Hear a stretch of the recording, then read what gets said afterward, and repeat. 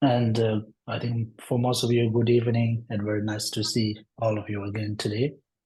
So today is the second class that we're reading on lojong text. So in the last class, we discussed briefly about introduction to lojong. What does lojong or the mind training means? And also we discussed a little bit about the origin of this special teaching in Tibet through Atisha, and then who Atisha was when he was in Nalanda. And also we discussed a little bit about the path that he crossed into Tibet, invited by the Ngari, the kingdom Chanshu, and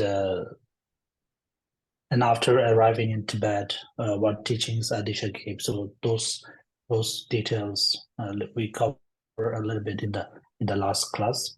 So today we will be jumping into the actual text. So the actual text this one is a very simple one. We did read a little bit in the last class, the actual text, and I think everybody has a copy of this. So the lojong, I mentioned in the last class that it was not a particular text that was written by Atisha or any of his students as what we call a discipline in a book fold or book format. For example, if you look at other writings of the Tibetan masters from the early Sajja Panchita and other scholars all the way to Tsongkhapa, they have their collections of writings in Tibetan, what we call Sungbung.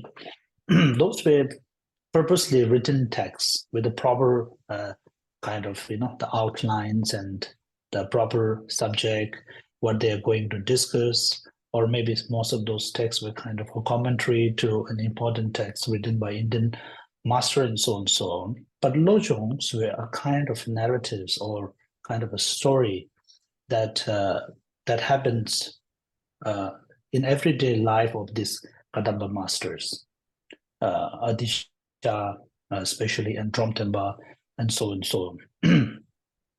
And in the last class, we did discuss a little bit about whether Atisha was invited to Tibet to teach what kind of teachings, whether Atisha taught any Vajrayana teachings or not.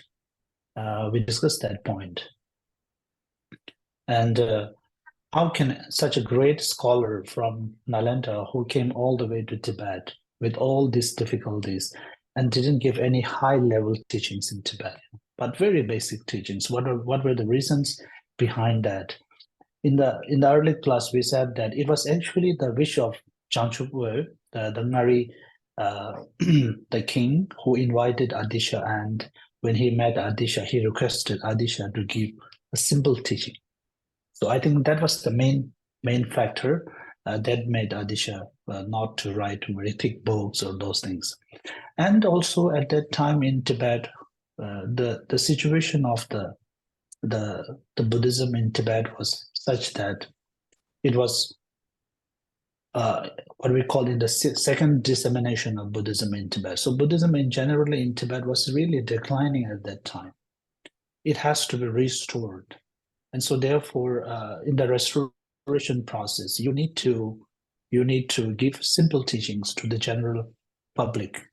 And many of the teachings of the Kadamba masters, one specialty, I think, with the Kadam teachings, these teachings were not only focused to the monastics, but also to the lay community. So maybe, I don't know, in Tibetan history, that can be one of the earliest form of teaching that attracts the lay community as well into practice.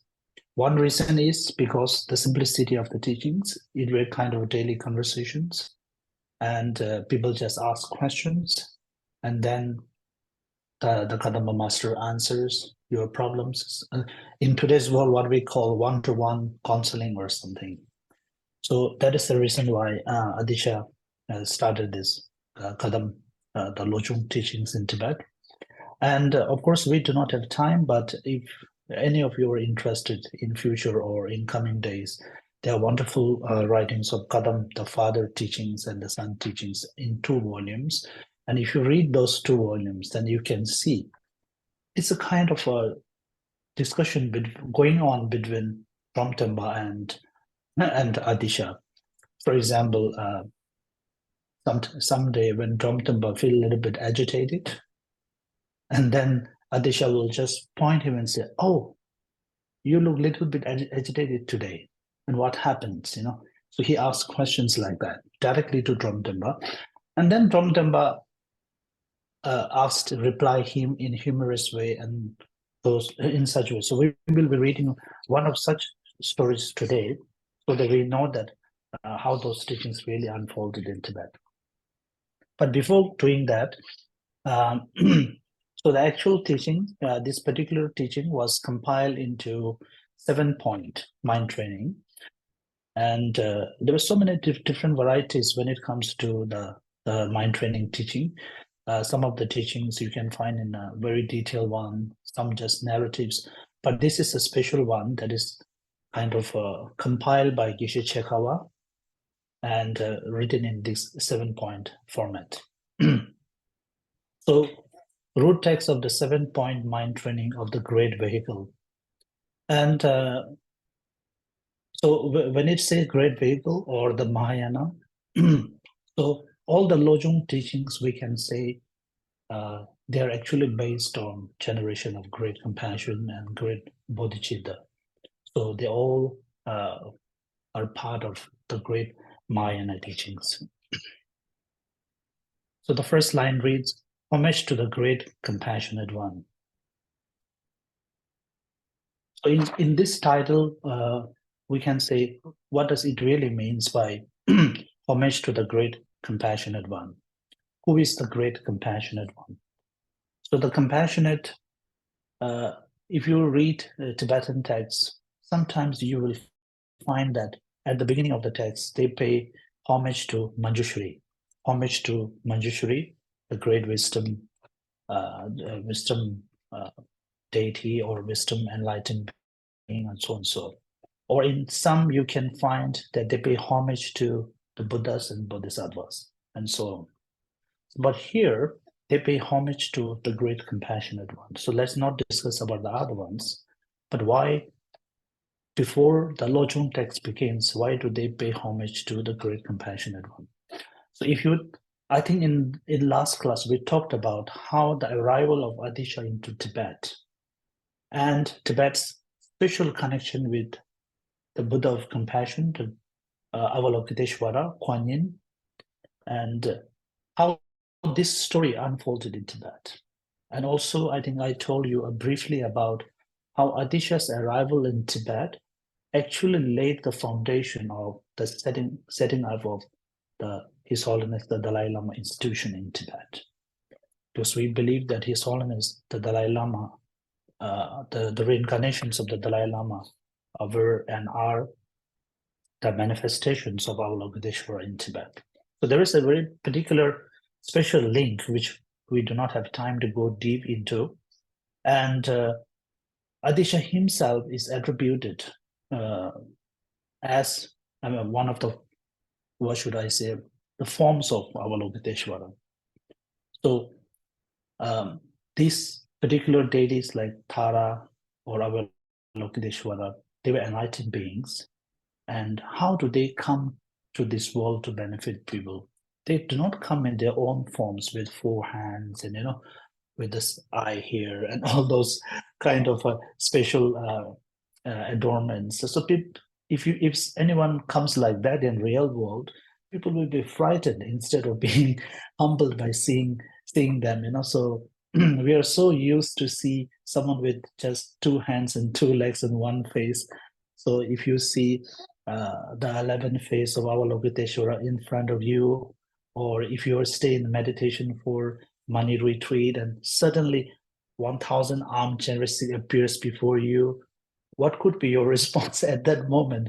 So we never know. So therefore, all those representations of the deities with 1,000 arms, 1,000 eyes, or 4 hands, these are all representations that each of those representations tells us an important value or the quality of that teacher. So this is only for representation purpose. If you have to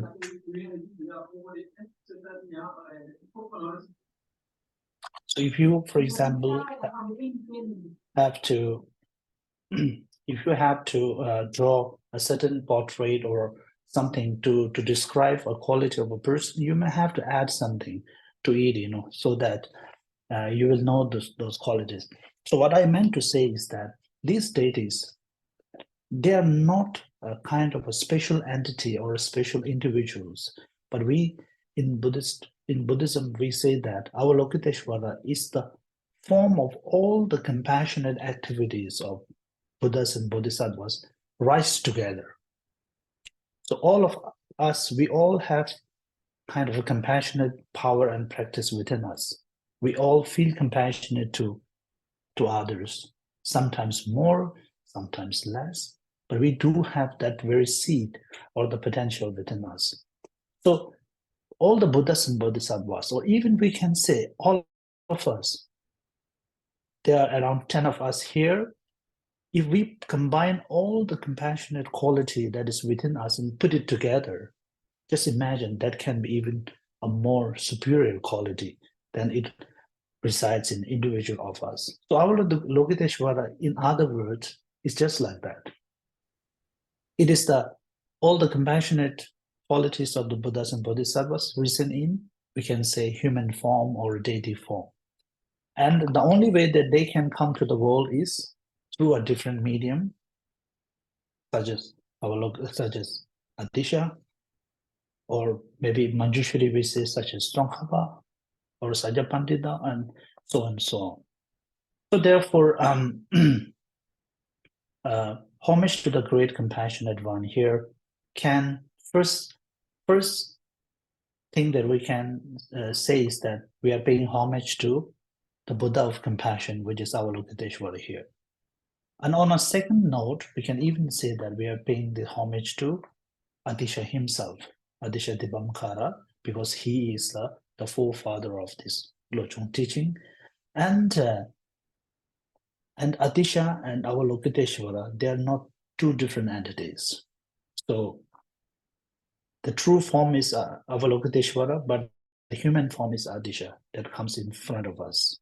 So therefore, we usually say that they are kind of two different aspects of the same entity. And also, we can say that we are even paying homage to the compassion itself, not Avalokiteshvara or Atisha Dibamkara. So here we are paying homage in three different ways. First to the Avalokiteshvara, the Buddha of compassion. Second to Atisha himself. Third to the great compassion itself.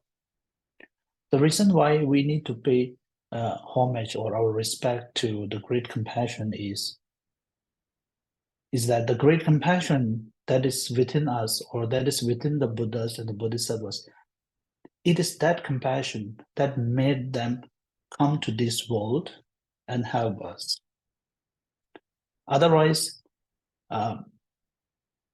we can think that when somebody attains nirvana, or when you are free of suffering, let's say, in the text it says that there are two different types of arahats. One says that once they are free from the samsara, once they are free from suffering, they really enjoy the peace that they attained, because we have been going through this suffering in the samsara, taking numberless times like rebirths into different humans or animals or so and so, and we are really tired of this. So when you suddenly get a kind of a freedom from that, you really wanted to enjoy that state. So I just wanted to enjoy that state for the moment. I'm not in a hurry to do any other things. Let me just have a good rest. It's something like you finish a great project, or you finish a great job or something, and you want a few days holiday. That is similar to those arahats. And they stay in that meditative state, enjoying their peace, because they do not have any suffering, they won't die. So sometimes they forget how many years it went by in enjoying that meditative state. And then somebody has to wake them up and say, oh, you are free from samsara, we know, but that is not the purpose. The purpose is that you have to help other people who are still there. And the second question that even I may ask, or any of you will ask, wow, what does that matters to me? Why that is my responsibility if others are suffering? So here, the teachings of the Great Compassion or the Mahayana teachings come into being. Then we say that, oh, no, you have a responsibility to help the other peoples as well who are still in samsara, because they were at one time similar to you. Or, I mean, you are in one time similar to them. Or teachings such as they were your mother at one time. They helped you also. Now, how can you desert them when they are suffering, right? So therefore, the great compassion roles come into being. So what I meant to say here is that without compassion, everyone in this world, even the Lord Buddha himself or our Avalokiteshvara, will become very selfish. They may become the greatest selfish beings in this world. And they will just enjoy in their own place without doing anything. So even though they do not want to do from their side, but the compassion that is within us force them, compel them to go. You cannot just sleep and say, you have to do it. So compassion is the driving force within them that makes them do all of these activities to come to us and do things. Or just take your own example. Sometimes when you see in Sweden or in Europe, you don't see many street dogs, but in India we see a lot of street dogs or crows. When you see an injured a street dog who's limping or asking for food or water, what will be your kind of automatic response? So the automatic response of the humans will be to help the dog in need by providing maybe some food or water. So the question asked here is it just automatic, the nature of human to help somebody in need?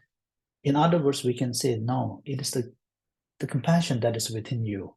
You do have a certain amount of compassion. It is the compassion that is within you that makes you do that act. Or it is not that you just feel kind of not guilty of doing something. So these are all wrong. Whether you do it or not, the guilt is a total different thing.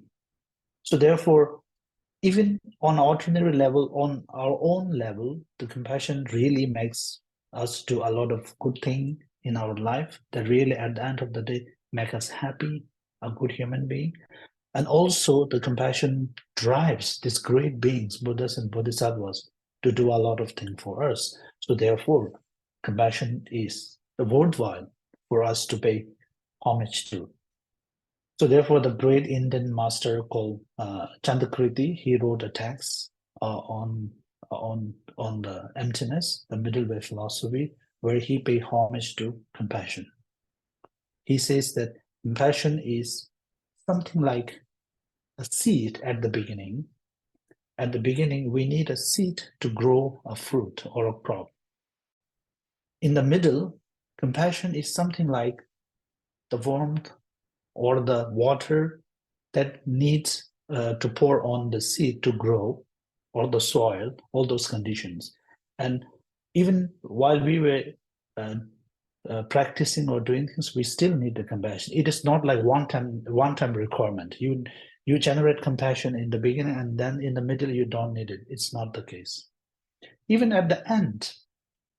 So here, end can be different perspective. Let's say, even when you become enlightened, even when you are free from this samsara, you still need the compassion. So that is what he says. The compassion is necessary in all three times, in different ways. Otherwise, as I said before, if you do not have it at the end, you will be the most selfish person. Or if you do not, just as for a seed to grow, first we need this seed itself, which has all the potential to grow into certain fruits or harvest. And then in the middle, we need to water it with the proper sunshine and the soil and give the proper condition to make it grow. And at the end, when it reaps its fruits, the thing is we need to eat that fruit and enjoy its what should I say, the fruition state. So similar to that, that's what Chandrakirti says. He pays homage to the great compassion. So this is the first line, homage to the great compassionate one. And in the actual text, there's only one line. There's only one line. So we are only doing the first of the 7 point today. It says, first, train in the preliminaries. That is the only line that we have. So now when we say first, train in the preliminaries. In the previous class, we discussed that what do we mean by train in the preliminaries, okay? So here, there is two words. You must be mindful of these two words. The first is the term first. So here, when it says first, which means there is a second, there is a middle, and then there is a third or the end. So what is the first here? The first here is when you begin to do something. Let's take as we said before, let's take the example of a short meditation practice that you all do in your life. For example, if you stay for 1 hour, 1 hour kind of retreat, let's say, what you do before you sit in the actual retreat is what we are talking about here. What you do before that. And the preliminaries are, of course, as we said before, you arrange your place and you arrange your cushions, arrange your offerings, whatever the necessary things that you may need it for that retreat. Physical, there is a lot of preliminary arrangements that you need to do, the physical things. And also there is a mental preparation that you need to do. So the mental preparation is you need to be mindful of what practice you're going to do and for what purpose you're going to do, so and so on. In a simple format, this is what we meant by first. First, train in the preliminaries. Now, what do we mean by preliminaries? So the preliminaries, the Tibetan term is ngondro, is such an important practice. And for in Nyingma traditions, especially, and also in Kagyu traditions, you can find the meditators who do ngondro for 4 years or even 5 years. Or in Gelug traditions, we talked about in Gelug traditions we talk about this one, the 3 years retreat. So in the 3 years retreat, before that, there's a lot of preliminary practice that you need to do, including 100,000 prostrations, purification, and so on. So these are all the preliminary practice that generally does. Now let's be more specific. What do we mean generally in the practice, the preliminary practice? So in this lojong text, the preliminary thing that they are talking about is actually in 3 ways. The first one is the preciousness of human rebirth. It's very similar to Lamrim. You're all used to the Lamrim classes in Lamrim texts. Very similar to Lamrim. And Lamrim is, of course, as I said before, it's taken out from lojong. Based on the lojong text, Lama Tsongkhapa wrote the Lamrim in a more disciplined format. So the first thing is meditations, or reminding yourself the preciousness of your human life. And then second thing is meditating on the impermanence of life. That is the meditation on death. And the third one is thinking about the faulty nature of samsara, why staying in samsara is full of all the problems and the sufferings and so on. So the first one, I won't go very much into detail of all this. So the first one is the preciousness of human rebirth. Let's not go very deep into what text says, but just try to put that into your own context. and think for a moment, how do we know that our human life is precious?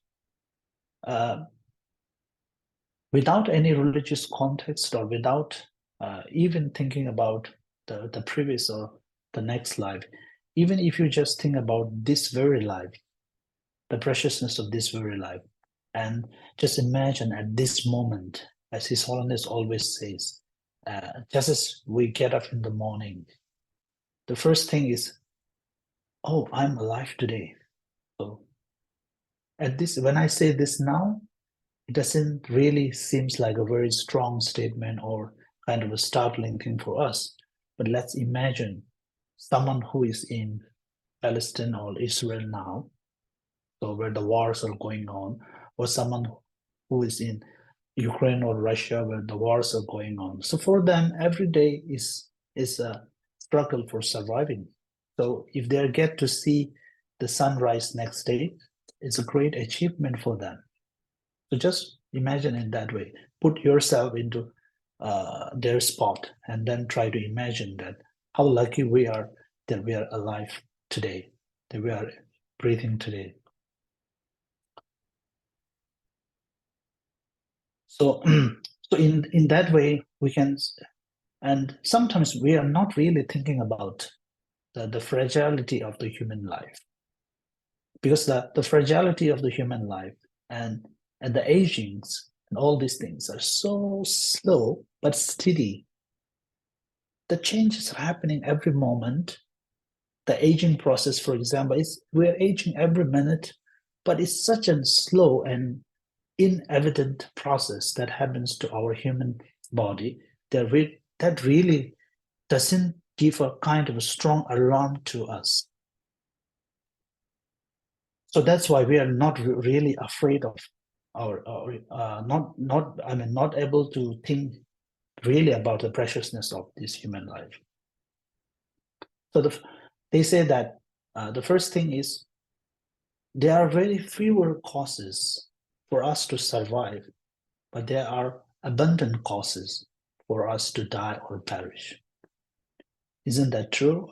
So some of you who lives in Stockholm or in other beautiful cities in Europe, sometimes you may think that everything is so comfortable, so stable, and you may think that the causes for perish of our human life may be less, but it's not true if you really look carefully enough. And one of our teachers used to say that actually human life is so strange, he says. It actually relies on just very thin, what should I say, very thin platform of breathing in and breathing out. Just these two. If you breathe in, if you breathe out now, and if you forget to breathe in, what happens? So you die. So it is as simple as that. So just think about the breathing process in our meditation. We always do that on the breathing meditation. We take for granted that humans are kind of born with these capabilities to breathing in and breathing out and all the time without any problems. But when one day when a problem comes, what happens is you're not able to breathe in or you're not able to breathe out, and that's the end of this life. So it's as simple as that.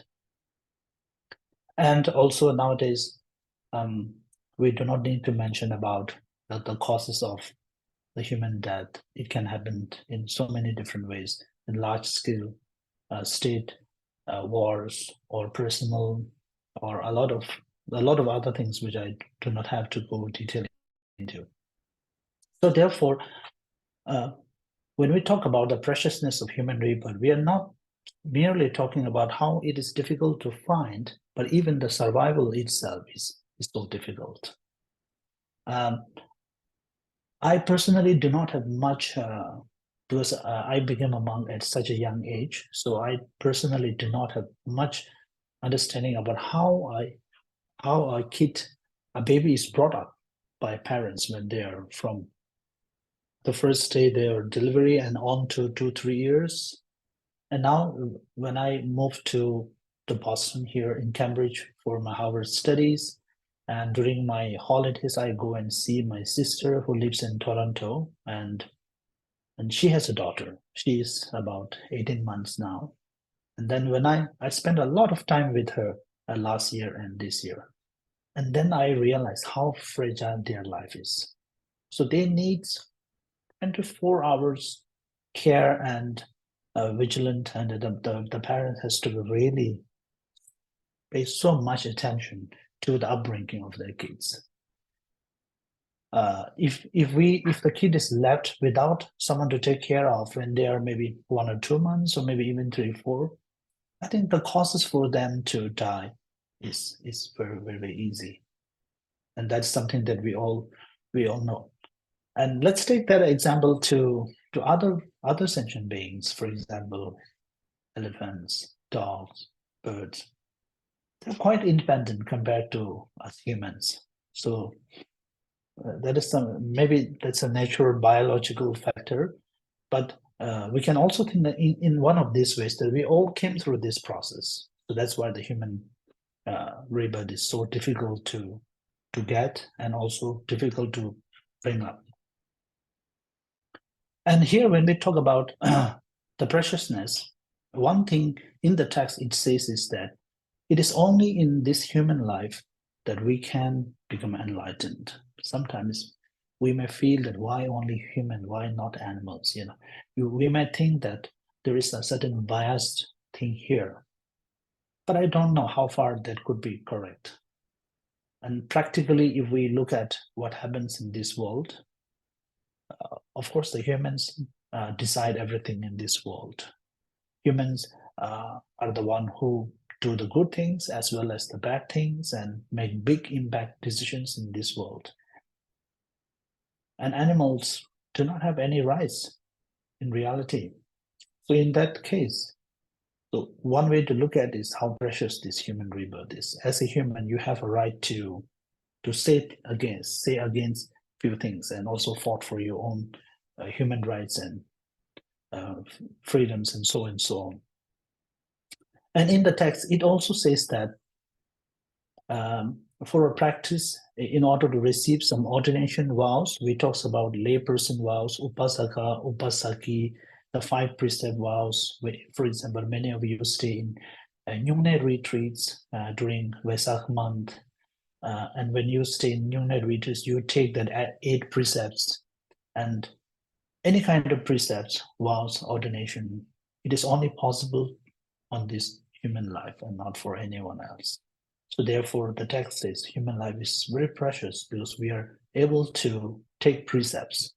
And through that, we are able to, just taking the precept is not that great, but by taking these precepts and vows, we're able to kind of improve ourselves and foster, and then become better and better in our practice and to achieve our goals. So that's why human life is also considered precious. So, so I won't go much detail into. So this part is about the human rebirth, the human preciousness of human life in the first context. Now the second is the impermanence of human life, or the meditation on death. So this is something that I think you have been quite familiar with the usual teachings where everybody teaches about death. But in this lojong context, it says that what makes one, there is a beautiful story with Dromtenpa and another student, and said that student went to see Dromtenpa one day and asked him, I wanted to be a true practitioner.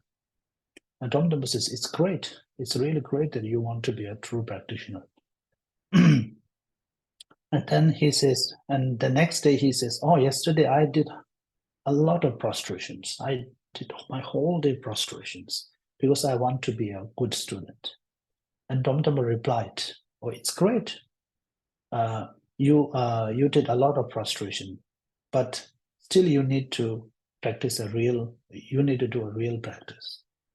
So the student was a little bit startled. What? So that prostration was not a real practice. He went back. And then the next day, he did a lot of mandala offerings. And then he came back and then informed Tromtemba, I did that. And Tromtemba again said, oh, it was good. You did that. But still, you need to do a good practice. So he felt, oh, the mandala offering was also not a great practice. He went back. He did a great sadhana practice, visualizing and all those things. And he reported back to Tromtemba and said, I did sadhana practice. And the Tromtemba says, yes, again, same thing, but you should still need to do a practice. So this keeps on going for a long time. So he did almost everything that we can even count on our fingers. But still Tromtemba repeated the same thing. You still need to do a real practice. And then he asks, now what's the real practice? Then Tromtemba says, that is, you need to do meditation on death. So that was the only the instruction that Tromtemba gave. Whatever he says, whatever you do, everything else, unless you do a real good meditation on death or dying every day, nothing that you do becomes a real Dharma practice. Everything that you do becomes like a worldly activities. They doesn't become a real practice, the real Dharma practice. So meditation on impermanence of life, that is the meditation on dying, is the key to what makes our practice a true practice. So this is the core teaching of lojong, such a wonderful teaching from Tromtemba. And again, meditation on death is very easy to say, but if you really do it with the feeling, it's very scary. It's really scary sometimes. Why do we fear so much of dying? I mean, including all of us, we really fear so much of dying. I mean, but lately I also started to think about how much years I have left to live in this world. Suddenly, I don't know. Since coming to America, I keep on thinking about how many years left in my life. So because you have so many things to do on your finger, I want to do this. And is there enough time left to all of those things? So these things really sometimes make you lose your encouragement, also lose your inspiration to do something. Also really frightens you, but it's a necessary thing to prepare for this, the final destination, because that destination is going to arrive one day for sure to all of us, and it depends on how you are prepared when that arrives. So one way to look at, according to the lojong teachings, is that to reflect on the death is through the 12 interdependent link. So all of you must have seen this wheel of life where you have the 6 realms and then the 12 dependent links, what cause all those things. You're familiar with that. In that, the 2 important the interdependent link are the first is the link of arising or taking birth in this world, and the second is dying, the link of dying. Here the dying means not the death, but dying a gradual process. So the beautiful thing that it says is that there's only 1 second, 1 moment of living, and rest of the moments are dying. So which is startling bit startling at the first time. And the text says, when you are conceived in your mother's womb, so the first moment is living. If we talk about 3 tense, it's present tense. And then from the next moment onwards, what begins is your journey. So let's say your ultimate destination, the death, is at 100 years. So every moment after that is getting closer to the death. So the countdown has already begun. So that is what the teaching means to say. And this is sometimes helpful. And also another way to reflect upon the death, to make it a part of our practice, is just think about the Lord Buddha himself's life story. Before he became a Buddha, he was enjoying the palace life. And then one day he happened to go through one of the gates. So there are 4 gates, and he saw a sick person and a dying, a corpse, and so on and so on. So what was the most motivating for him was that he saw a person who was, they were carrying his corpse, and they said, this person is dead. And then, do that also happens to me? Yes, everyone who comes to this world has to go one day.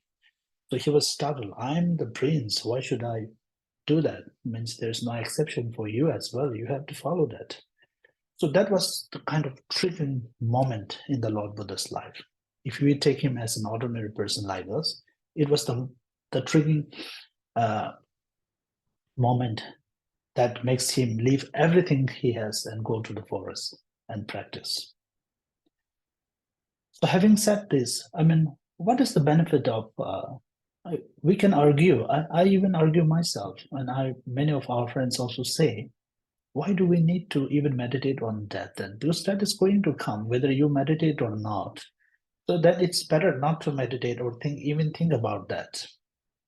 So, but if we think about on a statistic, if you do about a statistic thing, we see that everyone at the time of dying, they die through different ways. Many people have a very difficult time at the last moment of their life. If you go to the rehab centers or hospitals, when people are just waiting to die, it's very sad to see these centers. And I have some friends who worked in hospital as chaplains and caregivers, and they often narrate these stories. And also I have some friends who work in these old age homes, and it's they always say it's really sad to see people just waiting to die. So, and at the last moment, the fear comes to you automatically, whether you believe in death or not, or whether you're prepared or not. So what happens is, if you practice, or if you reflect on that process when you are, before that arrives at a much earlier time, you certainly get a little bit used to it. And then we know that, for example, it's something like you know that the winter is approaching in Sweden or Finland or anywhere in Europe. And so just 1 or 2 weeks before or 3 weeks before, you prepare for your winter arrivals. So maybe you get ready with your long boots, long jackets, or shovels to clear snow, but you never know when the storm is going to come. There is not a clear or 100% sure that on this day the storm will come, but you're still preparing, right?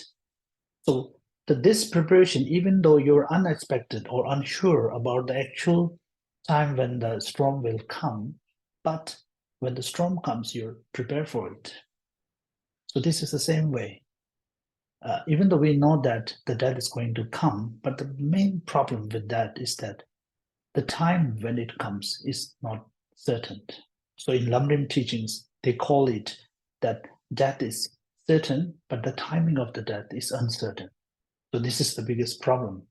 It is uncertain. So therefore, preparing is important. So in the Kadam teachings, how do they prepare for that, or how do they practice that? In the Kadam teaching, they say, take the life as one day, or take one day as your whole life. So which means at the beginning of the class, what we mentioned, that when you get up the next morning, be very kind of rejoice yourself that you're alive. So consider that as the beginning of your new life. And the real sadhana practice or Kadam practice say that when you go to bed, you meditate on death. And then when you get up, you meditate on rebirth. So within one life, a lot of rebirths are going on. So then when the death approaches, it is just one of them. So it doesn't really makes you suffer. so much. And the Kadamba masters say that why do one of the main obstacles for in order to prepare for our journey is because we have so much attachment, not just attachment, but a lot of what should I say, kind of a greed things, or also the pride, a lot of things that we have in this life that really makes us hold to this life. So here I wanted to read a little bit from one of the, sorry, I couldn't share the text with you. This is in Tibetan, but I will read a little bit and tells you about what the beautiful conversation that goes between Tromtamba and Atisha. So here, the Tromtamba asks Atisha, what is the source of all the suffering? Because Atisha has been teaching on the suffering and all those for so long. So Tromtamba was saying that we need a simple answer. What is the source of all the suffering?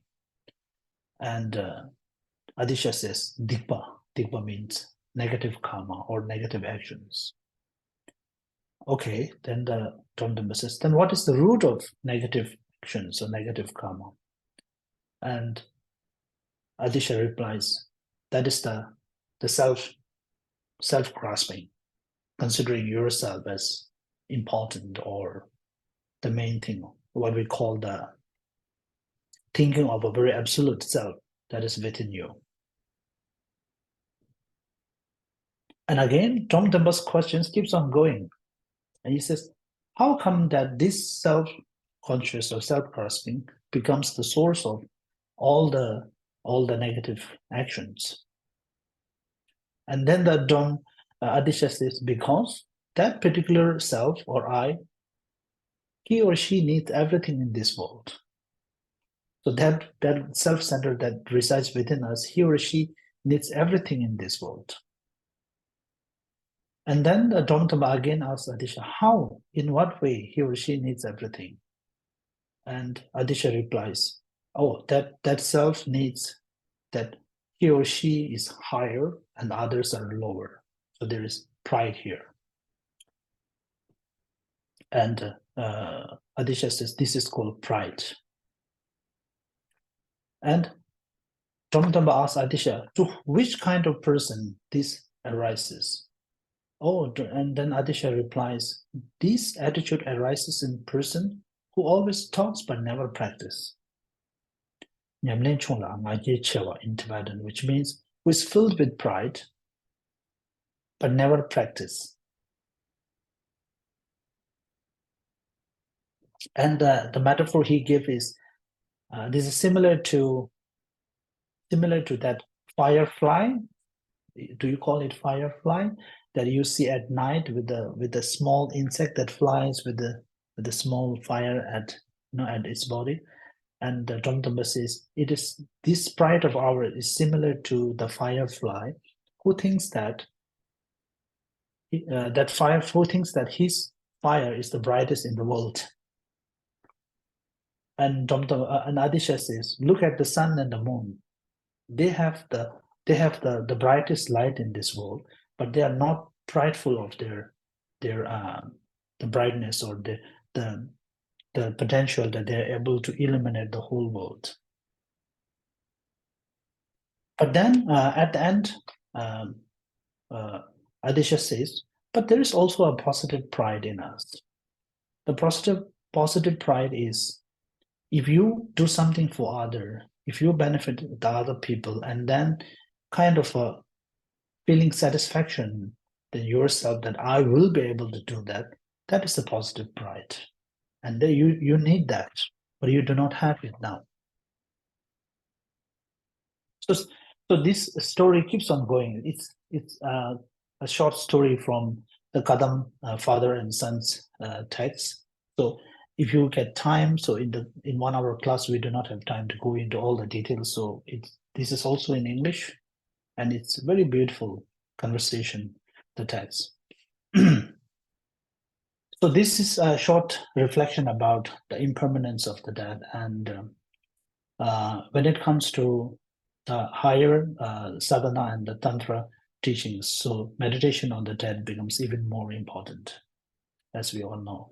And also thinking about the different dissolution process that happens at the death.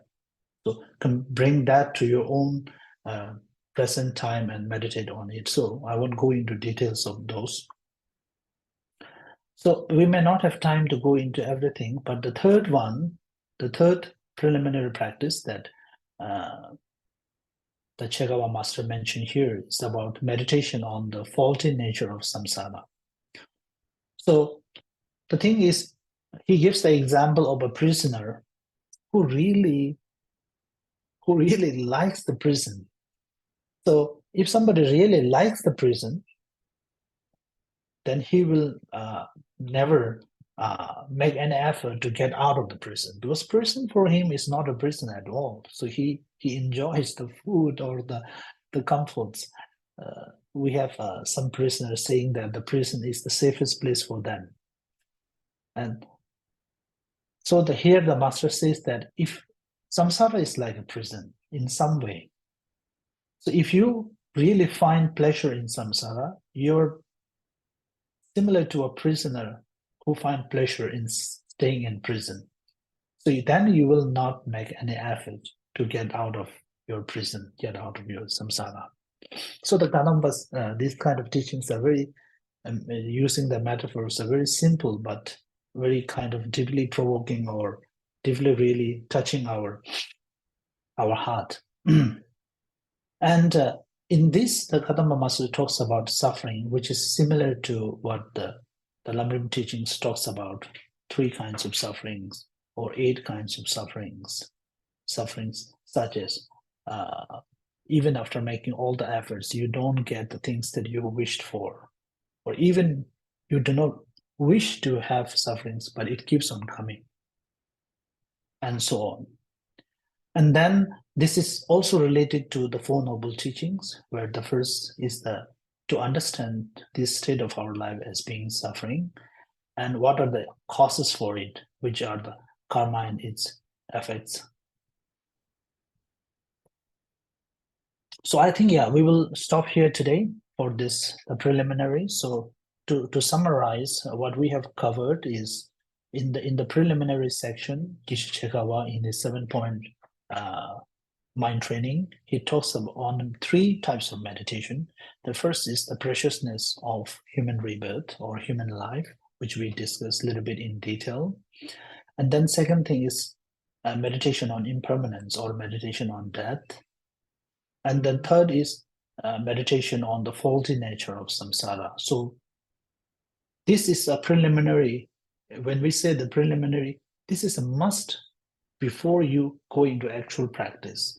So here the actual practice is talking about generation of the awakening mind, the bodhicitta. So before you are able to generate bodhicitta or the great compassion for other beings, you yourself has to be well trained in these 3 preliminary practices. Otherwise, you will not be able to generate that. That's why it's called preliminary. But as I mentioned before, this is something that needs to be practiced on a daily basis, not just one time. Okay, thank you. That's for today, and then we will have some time for discussion.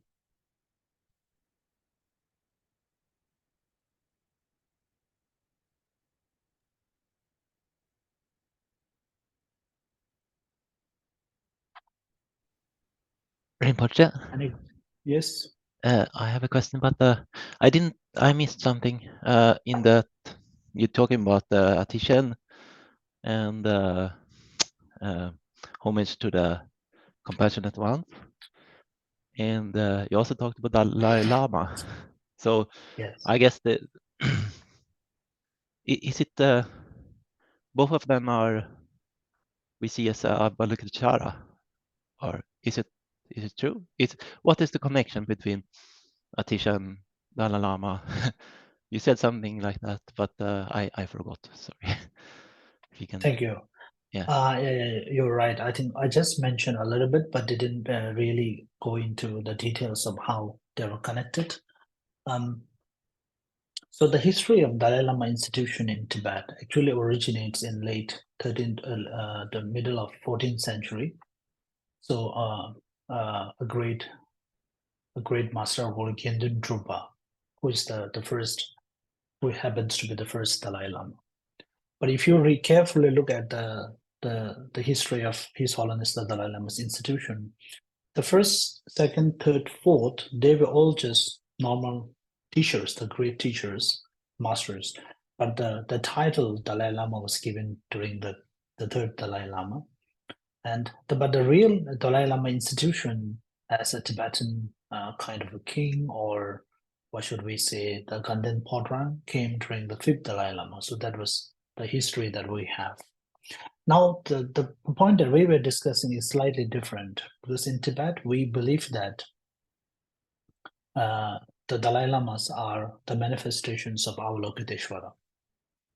So how do we know, or how do we see the Dalai Lamas as manifestation of Avalokiteshvara is that the stories goes, these are kind of, you can consider it as mythological stories, or whatever you all wish to consider. But in the text, it says that at one time, the Buddha was giving kind of a task to all the bodhisattvas. Okay, now we have to form a committee, and then we have to see who wants to go where and do what. And then maybe they give one bodhisattva says, "Oh, I will go to this place and I will walk, have that people. I will go to that place." And then only Tibet was left out. There were no one ready to go to Tibet and help the Tibetan people, work for the Tibetan people. And no one was willing to volunteer for that. And then it was the Bodhisattva Avalokiteshvara. So you in the Buddhist history, you can sometimes find Bodhisattva Avalokiteshvara as a bodhisattva, or in the Tibetan texts, and especially in the Mahayana and the Vajrayana texts, you will find him as an enlightened being, but they are same. If you go to Korea, Japan, China, Kuan or Guanyin is mostly depicted as a bodhisattva, but that's the same thing. And so Avalokiteshvara rise up among all the other Buddhas and Bodhisattvas and say, since there is no one volunteered to go to Tibet, I will do it. So then he volunteered. And then it is in the history, it is said that so Tibetan peoples were considered very hard to subdue. They were very untamable, very wild nature. And so nobody wants to go there and help. So it was only the Avalokiteshvara who came forward and said, I will do it. And then at that time, he met because he was Bodhisattva, he was generating the great compassion for the Tibetan people at that time. And the Avalokiteshvara said that, I always keep on saying he, but Avalokiteshvara is not, Avalokiteshvara can be seen in female form as well as male form. So we can find in both forms. Especially in China and Korea and Japan, we find Avalokiteshvara in female form. So, I apologize for using always the he for Avalokiteshvara, just as any other Tibetan. So he met a kind of a promise or a pledge that I will walk until every single Tibetan are liberated. And if I break my promise, may my head be split into 1,000 pieces. So that was the commitment he made. And then he came to Tibet. And then the Potala palace that is at the present was a kind of huge lake at that time. So we're talking about millions of years before, I don't know. And then Avalokiteshvara helped people bring them to enlightenment, nirvana by different teaching and so on and so forth. And one time he thought that now almost most of the Tibetan people might have been liberated. And he took a little rest, and then when he looked back, he saw that it was not even 1%.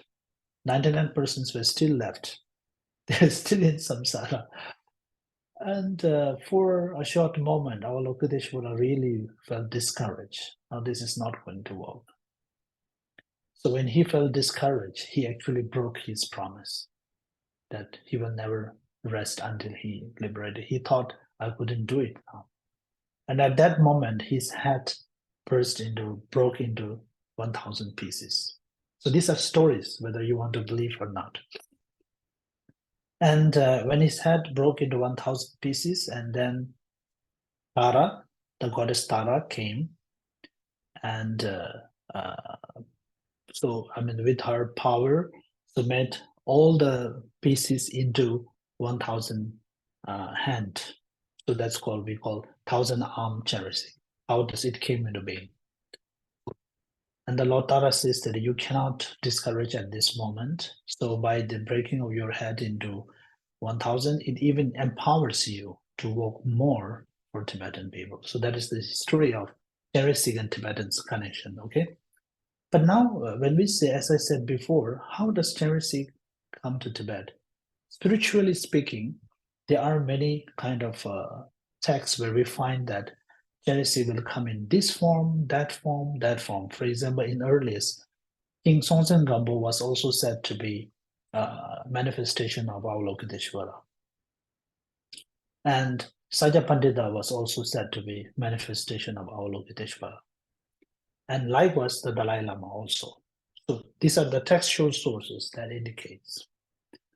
But Tibetans believe that the coming of the Dalai Lamas has something to do with Avalokiteshvara because of his compassionate, because of how the compassionate practice that he has, that he keeps on coming one after the another and help the Tibetan people unite culturally, economically, spiritually, in all aspects. We believe that he is none other than the one form of Avalokiteshvara. Now that is for the Dalai Lama and his connection with Avalokiteshvara. Now how does that connect with Atisha? That was your question. Atisha came to Tibet in 11th century, around 1045 something. And so, as I said before, all the Kadam teachings that Atisha gave, they all focus on developing of compassion, generation of compassion to all the Tibetan people. He was so compassionate to the Tibetan people. In the last class, we discussed that he was even able to give up 10 years of his lifespan to go to Tibet. So that tells us that he is the true form of Avalokiteshvara by himself. So Atisha came. After Atisha's teaching, the Kadam teachings stay in Tibet for until 14th to 15th century, and then gradually the newer Kadam traditions, such as Tsongkhapa's tradition, came, and the first Dalai Lama was the direct disciple of Tsongkhapa. Now what we are saying is that the whole Tsongkhapa's teachings or the whole Tsongkhapa's traditions is actually originated or based on Atisha's teaching on Kadam. So without Atisha's teaching on Kadam, there is no way that Tsongkhapa could have written those texts. So therefore, Tsongkhapa and the first Dalai Lama, the way they came up entirely depends on Atisha in one way or another. So we believe that in one way or other, Atisha's coming to Tibet laid the platform for the Dalai Lama institution to slowly begin many centuries later. So this is just looking at that in a special connection. There is no direct kind of relation or something that we can point to. Thank you. Any other questions? Or else we can all enjoy Sunday. I think for you, it's quite late also. I don't know. I was just thinking. Hello, my name is not using a different computer. So, but because one thing when you talk about death is certain, and you know, this topic. But what I find is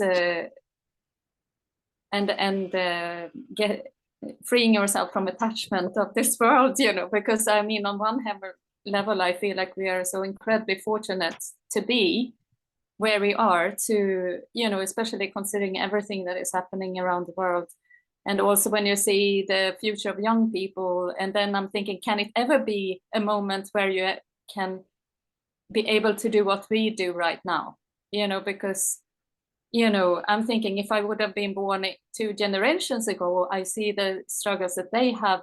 I'm not sure. It's like, how can you reach, and how can you, like, it's almost overwhelming when you see, because I would like everyone to be able to have this possibility, you know, and you know,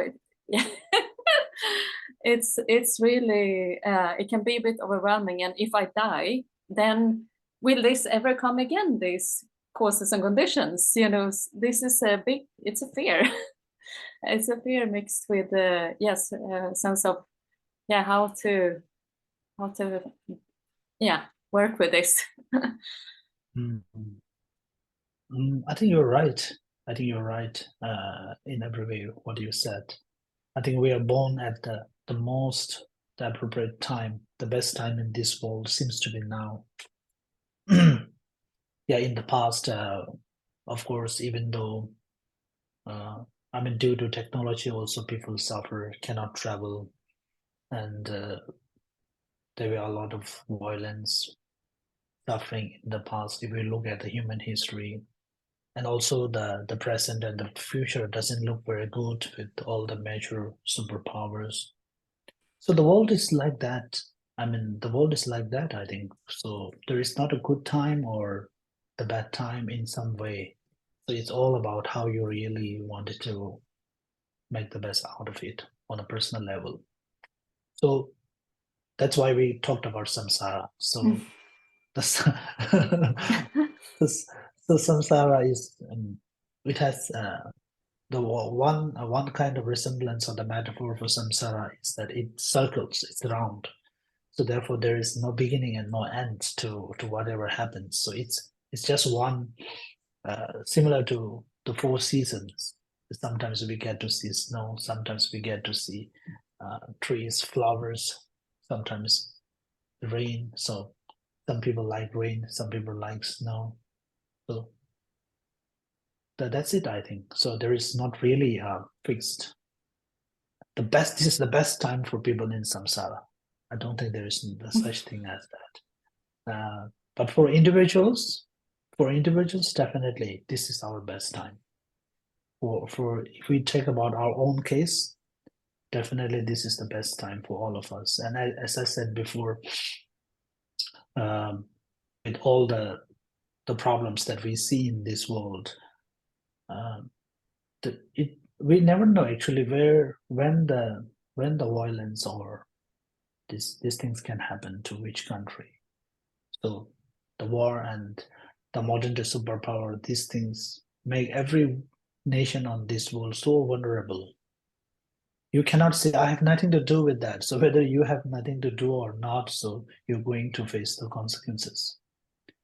So I don't know actually about that. It seems even we have a similar story that we share in Tibetan community. And we say that, oh, we are born at the best time of our in the Tibetan history, we say, because people in just a small example in Tibet, so the Dalai Lama, with so high lamas and the high authority that the common people have almost no opportunity to go and see him or receive direct teachings from him or shake hands with him. It was almost impossible. This all became actualized due to his coming into exile. So Tibetan people say that we were the fortunate one because we are able to receive direct teachings from His Holiness. We're able to see him face to face, even though we're under such a difficult time now. We are facing the losing of our own identity and so on, but still we find joy in these other things. So this is also one nature of samsara. It really hits you with a big thing.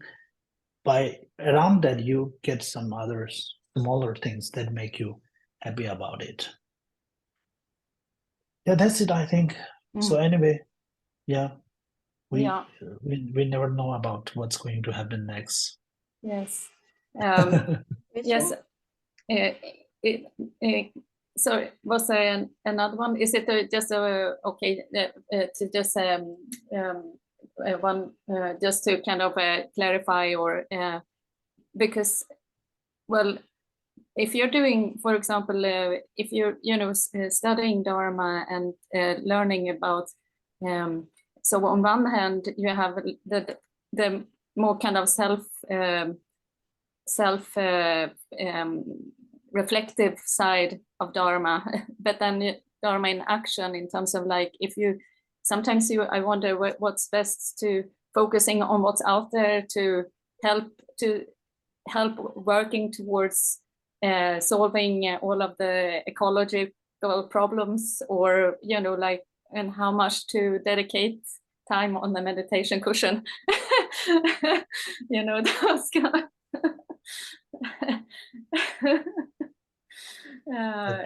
that's really true. Yeah. Can I ask a question, Rinpoche? Yeah. Yes, sure. Yeah.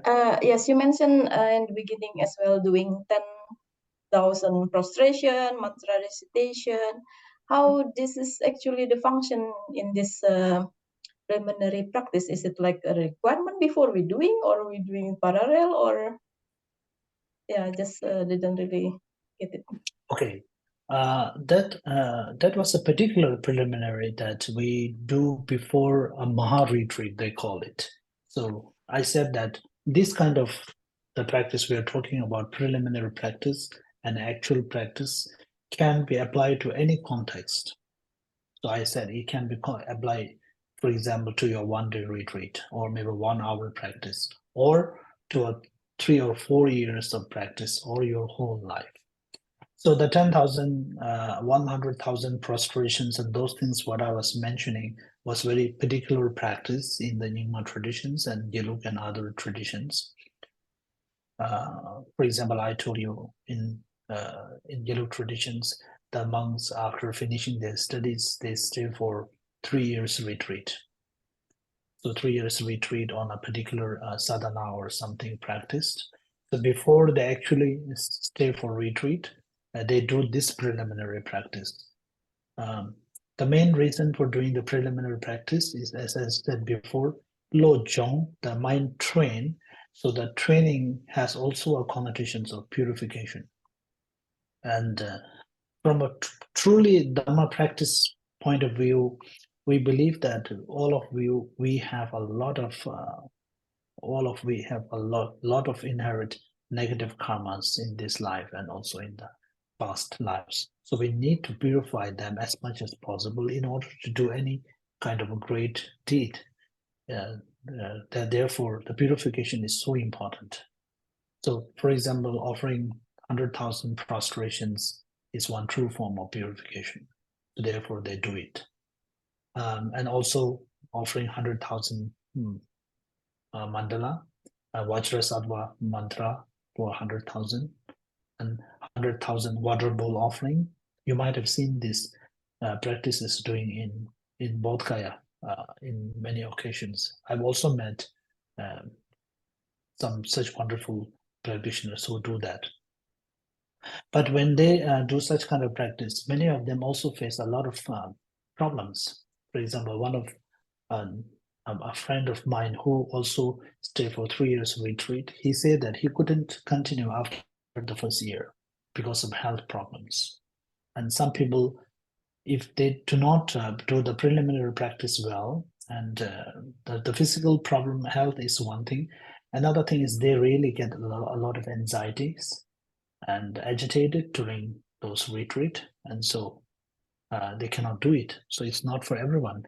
So therefore, the preliminary is so important here, that really sets a platform for you for a smooth practice.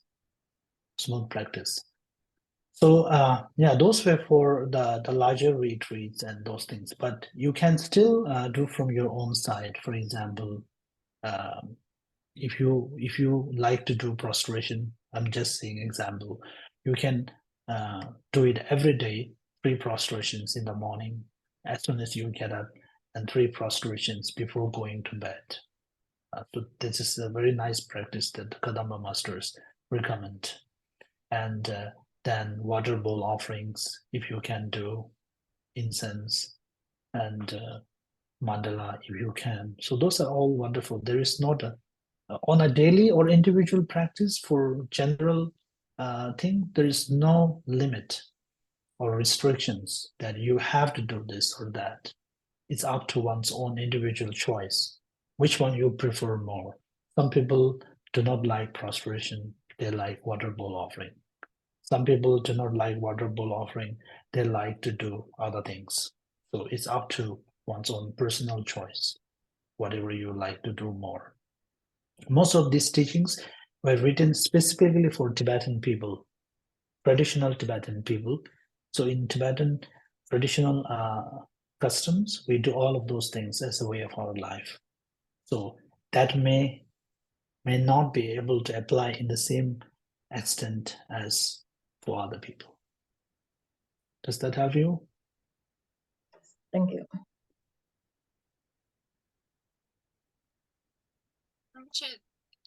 Just to recap, so these 3 preliminary practices mentioned in the lojong text are, you could say, did you say they are universal in a way for any practices? They are universal because I think they are kind of the essence of all the Lamrim practice. So Lamrim practice are based on that, yes. They are universal generally, but what kind of preliminary practice you do and what amount you do is in your own hand. Thank you, Rinpoche. Yuan had a question. Yes, I just because this preliminary practices, I mean, even though on only those 3 points, it seems to be quite many many meditations, Yes. or it's like a so how can you see this lojong training? It's like a, I mean, is it that you prepare like a week before you start with the lojong? You do this, or is it thinking like a actually your it's like that you have gone through the training earlier, and that's what it means, that you have gone through some preliminaries to be able to start with the lojong, or is it seen like a, you know, all these 7 points is just one meditation, you sit quite a long time and go through everything. How do you practically do Well, this is a really wonderful question. So I didn't delve into that. Unlike other retreats, especially the Vajrayana retreat, lojong retreats or practice are very, very flexible.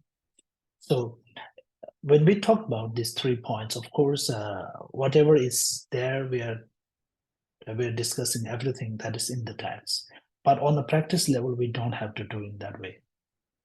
So let's say, for example, if we are doing 1 week lojong retreat, let's say, you don't have to prepare anything before your retreat. So the lojong retreat is the retreat itself is a preliminary. So you can just do 1 practice per retreat or per day, whatever suits you. So in the preliminary practice, we first meditate on preciousness of human rebirth. So that can be your retreat for 1 week. So the preciousness of human rebirth, you can read texts related to how human lives are precious. You can meditate on the difficult ways of finding human life, and so on, whatever we discuss. So yeah, what I meant to say is it's very flexible. Or what you can do is you can just meditate on one of this and then move to the next one or on a lojong. So it is not that when you have a lojong practice or retreat, then you need to complete everything. So just take one from the preliminary, then move to the main event, and move to the next, and then come back again. And then come back when you do the preliminary for the second time, try to do another thing that you haven't done before. So that is one way of doing, one way of looking at the preliminary. Another way of doing retreat on the lojong is, if you are staying retreat for 7 days, that retreat you can focus only on the preliminary. So this retreat is only on the preliminary. So first or second day you can on the preciousness of human rebirth. So, and second day is third, fourth you can on the impermanence of death. And the fourth about samsara. Like this, you can divide your time depending upon because when you do not need to create a fixed schedules. When you create a fixed schedules, it doesn't really work out. Sometimes you may need a little bit more time on one particular topic. You must spend that. Sometimes a particular topic may not need so much time. Then you can move to the next one. So everybody has to create your own schedule in such kind of retreats. You do not need to follow a strict ones. That will not help you. But any kind of lojong practice or retreat, if you plan to stay, they have to begin with reciting of the text, and then making prostrations if you can, water bowl offerings if you can, like this, because the retreat has to be multiple session. It has to be 4 sessions. So there has to be activity also. So prostrations and mandala offerings, all of these things, it's a kind of short preliminary and conclusion. Then the preliminary that we are talking here becomes your main meditation. So that's how you can change the model of your retreat. Okay, great, thanks. Thank you. Thank you. Thank you. Thank you, everyone. Shall we do our Yes. chat? I just wanted to mention again that the text is in the event description on our website. If you go into the event with that is called Lojong Teachings with Tengyur Rinpoche, in the end of the event description you can find the text if you haven't found it, so you can download it from there. And yeah, I will be at some point uploading the teachings. I couldn't do it last time, so I will just stop the recording.